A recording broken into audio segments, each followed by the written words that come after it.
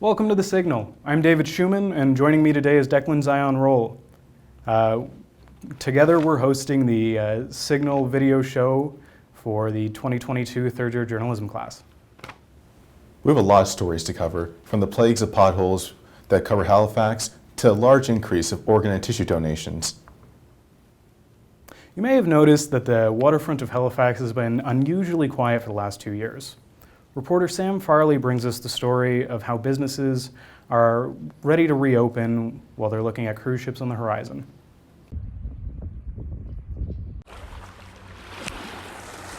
You might have noticed that our waterfront has been quieter than usual these past 2 years. That's because cruise ships have been locked out. But all of that is about to change.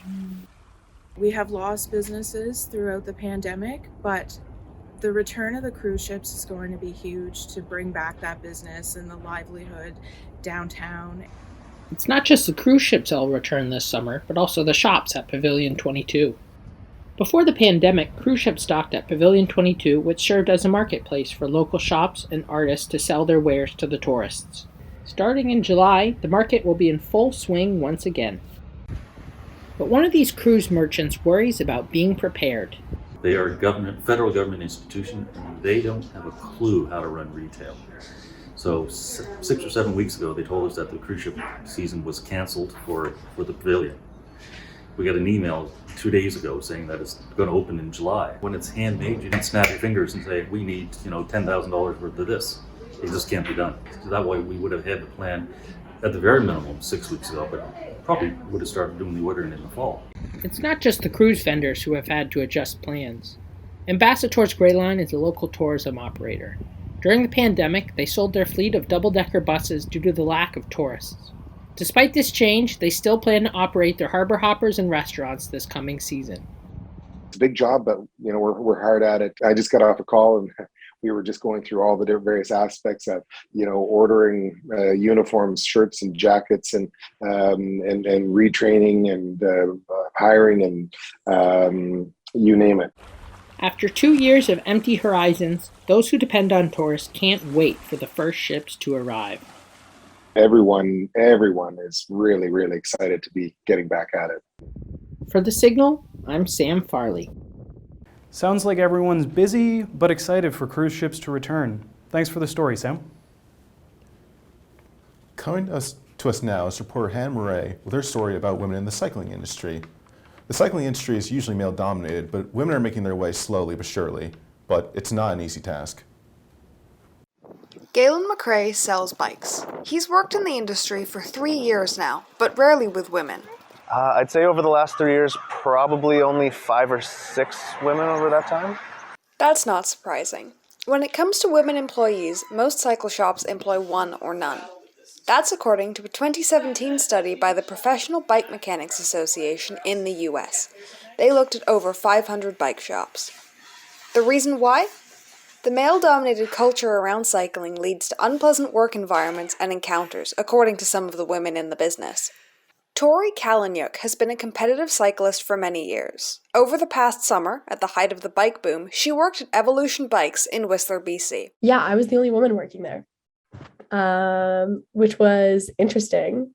Kalanyuk says that the staff at her store were great. It was the customers who were the problem. This man, I greet him and I'm like, hello, can I help you with anything today? And he goes, no. And then he walks over to the man folding shirts in the corner and goes, hey man, do you know if you guys have I don't even know what it was. It was some sort of derailleur brand. And I was like, you have got to be kidding me right now. However, this is not the case for all female bike shop employees. Antonia Kirkop worked in a Halifax bike shop before she quit. And as soon as a woman experiences that feeling of being undervalued and not appreciated and felt like they are not worth the same as someone else in that kind of environment, automatically they're going to go find somewhere else to be. But what fundamentally made me leave was how management was structuring the space, and it felt toxic and hostile to me. McRae agrees that changes need to be made in order to get more female employees into the bike industry. So maybe just a lot of outreach promoting that we're looking for women in the workplace. And then once they're here, trying to foster an environment where they don't feel like they're the odd ones out in what seems like a male-dominated workspace. And because more women in the industry leads to more women on bikes. For The Signal, I'm Hannah Murray. An important topic that needs to be talked about more. Thank you for shedding light on this issue, Hannah. Here's reporter Jake Webb discussing how the Premier's new doctor recruitment plan will impact Nova Scotia. I'm Premier Tim Houston, and we need your help. On March 7th, Premier Tim Houston announced Nova Scotia's newest campaign to save their healthcare system, Come Home to Nova Scotia. This plan focuses on recruiting doctors from other provinces and providing bonuses and benefits so that they work in Nova Scotia. I sat down with Bria McDonald, a medical health professional, to talk about the province's latest healthcare endeavor. Recruiting people in other streams of medicine won't necessarily help because they can't help with the doctor list.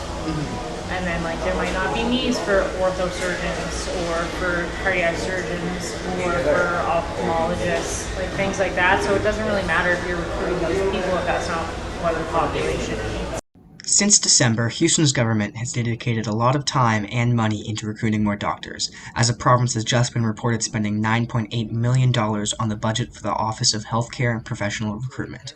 But McDonald claims there's a better way the province can shorten the ever-growing list of doctorless Nova Scotians. I feel like the family focus is the most important part, and then to have enough access through clinics, through urgent care clinics, and being able to somehow target people to work in specific areas to meet the needs of the population is more important than just having a body. McDonald highlighted that doctors have little support when setting up their own practices, especially in the rural areas of Nova Scotia. This causes many Nova Scotians to be without doctors.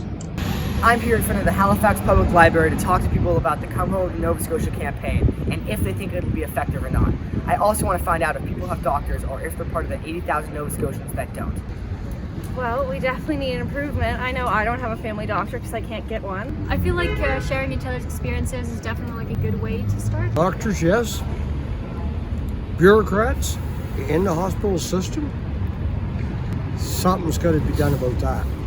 No one argues with the fact that over 80,000 Nova Scotians need family doctors, but the debate continues on the best way to attract more to the province and what type of doctors Nova Scotians need to come back home. For The Signal, I'm Jake Webb. Sounds like the government's doubling down on their healthcare plan. With this province's pretty bad record with healthcare, here's hoping that Come Home to Nova Scotia will bring some positive change for the province. It's pothole seasons in the Maritimes, and this year it's been unforgiving.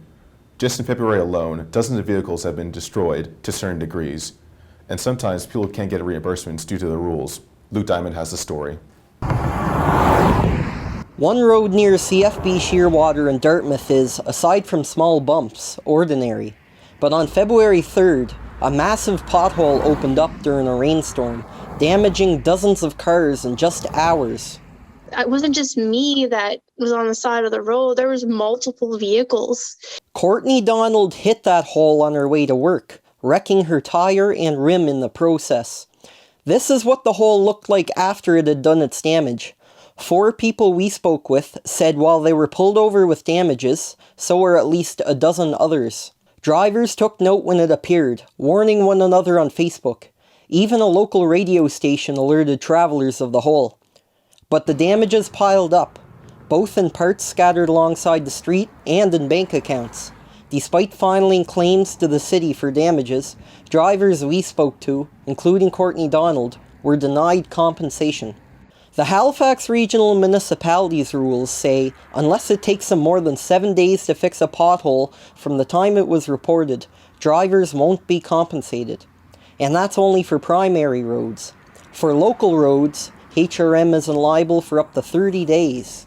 So I feel like that was their way of getting out of not helping people. The city has received 434 claims for pothole damages since January 1st. The number of those actually paid out? 2. Following this incident and similar ones, drivers have been contacting their counsellors. Becky Kent said the counsellors would discuss if drivers should be compensated for certain potholes, depending on the number of complaints and insurance claims received. And so it wouldn't surprise me if we do have an opportunity in the very near future to have further conversation about what was the data. From the hole in February, several photos posted to Facebook show damages to tires, rims, and more. For Courtney Donald, the damage cost her $200, but others were less lucky, hitting over $1,000. But what if it was somebody that couldn't afford to fix their car and that was their only means to work? Until rules change, those unlucky enough to damage their car in a pothole will most likely have to pay themselves. For The Signal, I'm Luke Diamond. If you are affected by potholes in Halifax, call 311 to see what you can do for reimbursement, or go to halifax.ca. We're joined now by reporter Sandos El-Shafi, who's telling us how the province's new organ donation program will impact Nova Scotians. In January 2021, the Human Organ and Tissue Donation Act was adopted in Nova Scotia, making everyone a donor unless they choose to opt out. On average, 10 Atlantic Canadians die on the transplant list each year, so this law was adopted to bring in more donors and save more lives. Since the organ donation opt-out law came into effect, organ donations have risen from 47 to 122. Dr. Stephen Bede, Medical Director for the Provincial Organ and Tissue Donation Program, says that there has been progress from this law. We've transformed the donation program quite dramatically. Ever since the law was adopted, only a very few Nova Scotians chose to opt out. The number of people who've actually officially opted out, around 5%. Annette Skeeler's daughter, Shayna, is a liver recipient. It saved her life. And when the law came out, Skeeler was overjoyed.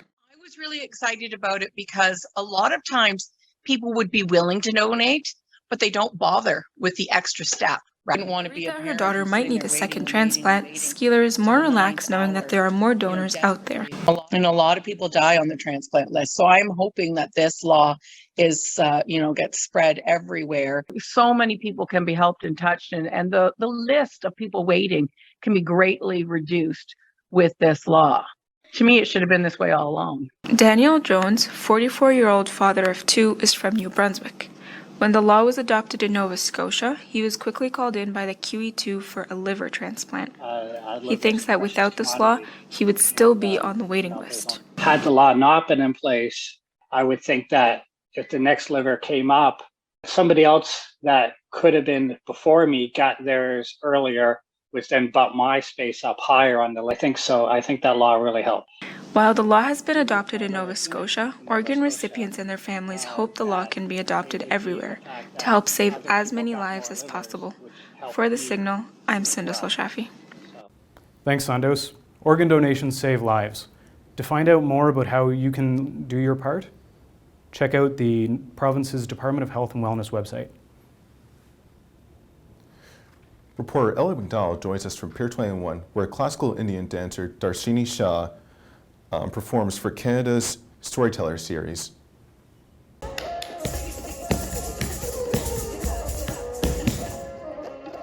I'm here at the Canadian Museum of Immigration in Halifax, where Indian classical dancer Darshini Shah will be performing Shringar, an ancient folktale that dates back over 2,000 years, danced in the Kathak style.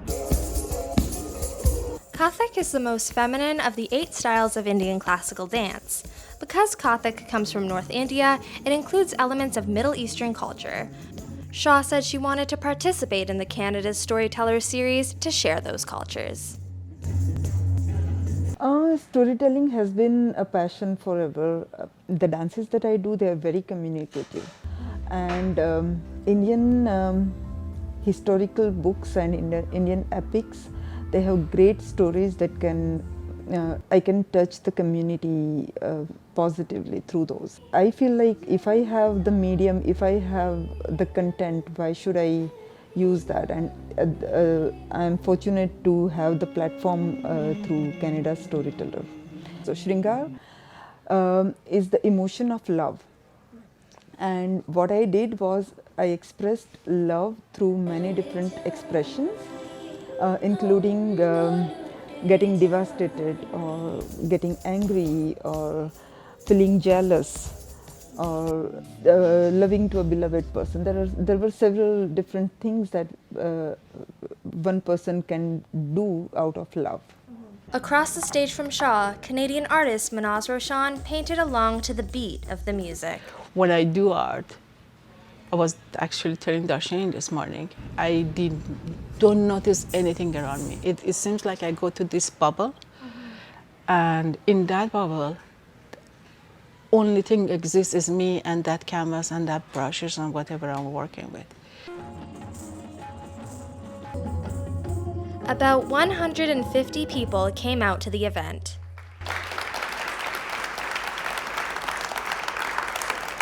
For The Signal, I'm Ella MacDonald. This show allowed Darshini Shah to be able to share her talents with a wider Canadian audience. Our final report of the day is brought to you by our very own Decklan Zion Rolle. He's telling us about how stress eating has become a coping mechanism for many during the pandemic. When the stress kicks in, it's understandable to want to grab a snack. There's a lot to choose from. But all that stress eating just adds to the stress. A survey conducted by the Agri-Food Analytics Lab at Dalhousie University found that a total of 51.4% of Canadians admitted that they tend to eat when they feel worried about the pandemic. Stress eating can lead to a lot of problems, like eating until you potentially throw up. That's what university student Lindsay Godbout struggled with, binge eating. Where I was binging because I was anxious all the time. Yeah. And it's the binging kind of, the best way I can describe it is it just kind of covered things up for a little while. Like it would give my brain something to focus on enough that I couldn't feel anxious.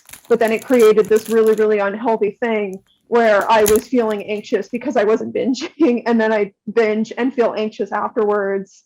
And it was just this horrible, horrible cycle that just kept going. But it was a cycle she finally broke with years of medication and therapy to stop those impulses. Describe it to people as like in the moment, it kind of feels good because you're getting that huge rush of like dopamine. And then as soon as it's over, it's like a drug crash. It sucks no matter what. 53% of women admitted to stress eating compared to 47.1% of men. Justin Park says he started stress eating at a young age while playing varsity sports. Now in the U.S. Air Force, with consistent physical checkups, there's a constant stress to stay in shape. So I was struggling yesterday. Yeah. I was struggling yesterday, and it's a daily struggle. I struggle almost every day. Luckily, he's developed other ways of coping, like writing down his successes and failures. Failure is the best growth, in my opinion. You know, I don't see failure as a bad thing. Failure is when you truly grow, I believe. And I think as long as you maintain some sort of discipline, which can be practiced through journaling, it can be practiced through getting into a routine, just doing the same thing. Journaling, exercise, medication, and therapy can all help in the path in stopping that stress eating urge. The Signal, I'm Decklan Zion Rolle. Thanks for that report, Decklan. Of course, it's always important to bring light to a serious subject that affects all of us. Anyway, that's the end of our show. Again, I'm Decklan Zion Rolle. And I'm David Shuman.